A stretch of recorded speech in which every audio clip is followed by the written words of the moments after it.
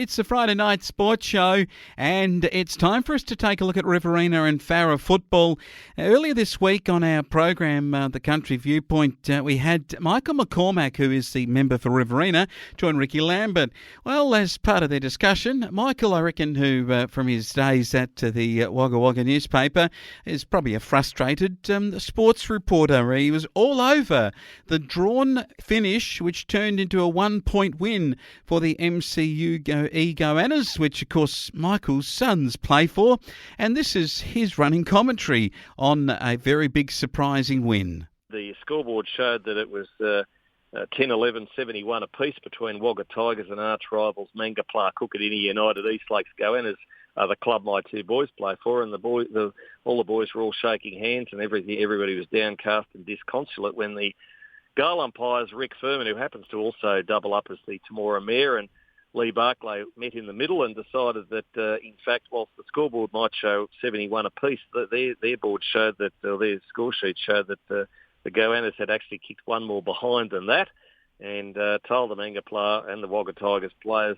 as much. And players from Mangapla went from being very unhappy to very deliriously excited. And, of course, the Wagga Tigers were the complete opposite. It was sort of agony to ecstasy for the Mangapla boys, who then realised that, Tigers' season was over. And that means that with only 6 games left, the Wagga Tigers find themselves 3 wins adrift of the top 5. And so that means that the top 5 in the Riverina Footy League will pretty much be Ganmain, Grong, Madong, Collingully, Glenfield Park, Coolaman, Turvey Park and Mangapla. So it's set. So let's start with that game. The poor disconsolate Tigers now, who are going to struggle to make the finals, beaten by a point to 10-12 to 10-11. A terrific performance by the Goannas to hang on, in effect, to win it. 4 goals to Max Hanrahan in a very good display from him. Ethan Chiller was also very, very good, while John Mayle, Chris Palomba and Nick Collins amongst the good players. Trent Castles also was named with just 1 goal, but probably a different role that he played in that game. Having at the Tigers, Murray Stevenson was their best, and Cook, Cornell and Manton all booted 2 goals. Okay, for a look now at the other matches of football in Riverina last weekend. The Griffith Swans too good for their arch rival, the Leeton Whitten Crows. It was 10-11, 71 to 10-7, 67. Another thrilling match of close Riverina footy, and well played there too.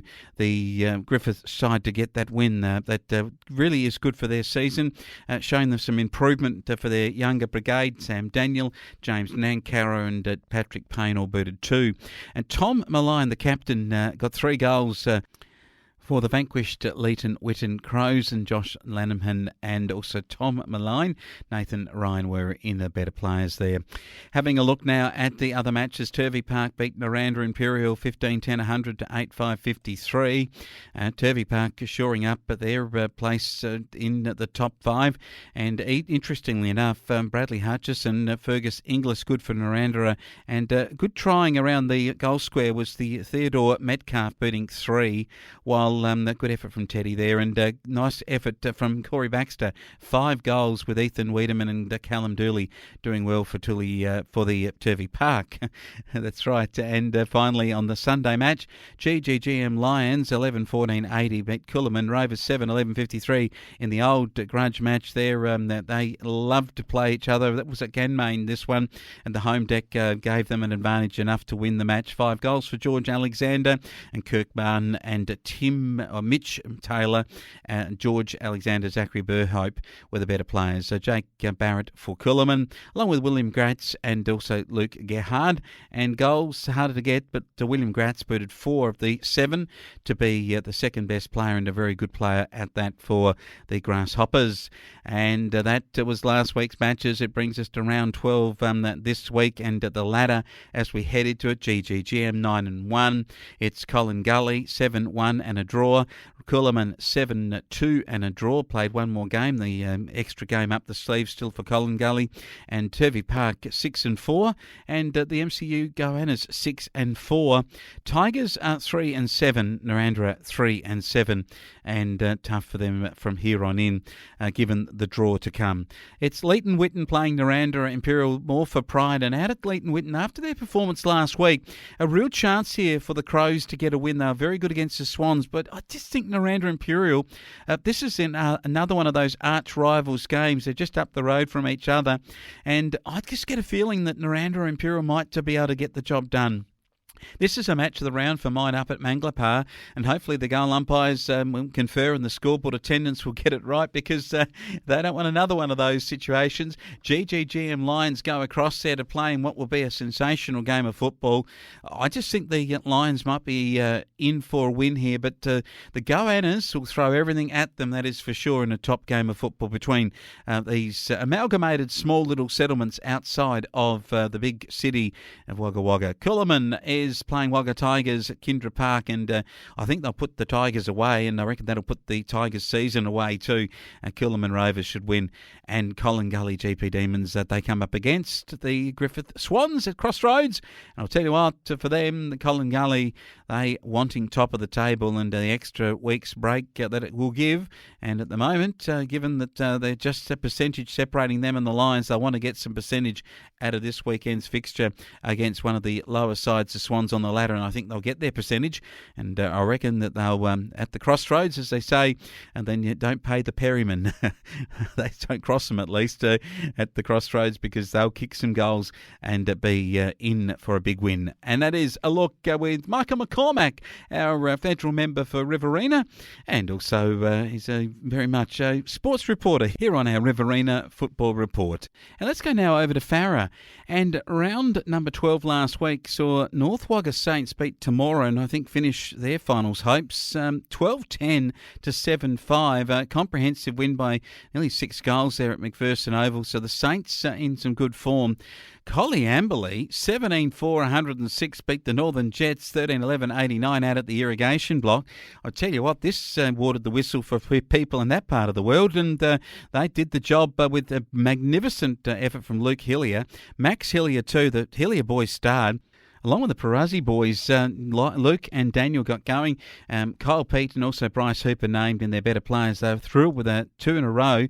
Blake Argus with 5 and Jade Hodge with 3. Luke Hillier and Curtis Steele, Kyle Woods all booted 2. And it was a tough day out for the Northern Jets. 5 to Matt Wallace, and Sam Fisher tried hard. But well done to Collie Amberley. They're showing some late season form, which is great to see. The Bush Pigs 11-11-77 over Barellan, 7-9-51. And the Rock Yeren Creek went down to Mara Bombers on the Sunday at Victoria Park too. It was 11 goals, 21 to Mara. The Rock Yeren Creek 10 goals, 3. They stayed in this game really by kicking accurately, the Magpies, but in the end the class of the Bombers showed way, and Jack Reynolds booted 3 in the end for the Bombers. And James Roberts 4, Todd Hanman with 3 for the Rock Yeren Creek. Their better players, Noah Budd, James Roberts, Todd Hanman, Scott Walter, Will Adams and Harry White got the job done. Very important to look at this week's games then, because the ladder looks like this at the moment. Mara Bombers 9-1 and a draw. Hawks are 7-2 and a draw. The Rock Yeren Creek are 6-4 and a draw. Saints are 5-5 and a draw. And the Bush Pigs 5-5. After that, Barellan 4-6, the Northern Jets 4-7, and Temora 3-7. Reckon Collie Amberley then 2-8. Great to see 2 wins from them and a draw early in the season. That shows us that the fixture this week, Temora play the Rock Yeren Creek. Crucial that the Rock Yeren Creek win up at Temora at Nixon Park. Tough road trip, but I think they can do it. They got to keep winning to keep a chance of the double chance, but also to make the finals too. It can become very important with these last remaining 6 rounds of football to play. Mara take on Collie Amberley, I think at Langtree, and poor old Collie Amberley after a couple of wins in a row. I'm inclined to still pick the top side Mara, to get the job done. Northern Jets playing the Bush Pigs. I reckon even though the Jets tried hard last week, this disappointing loss, I think even though they're back at Oriah Park, I just got to thinking that the Bush Pigs will get home. And Eastern Wagga Hawks play North Wagga Saints in the Gumley Oval, the mud there. Or she'll be a beauty there for the Hawks. And this is very important too, because the Hawks are second and Wagga Saints are fourth. So with that in mind, the Bush Pigs closing in that premiership race, and Barellan still a chance. You'd reckon they'd want to get a win, the North Wagga Saints, and I think they can get over the Hawks in a thrilling game at Gumley in a very low scorer. That is a look at country football across the Riverina and the Farrah.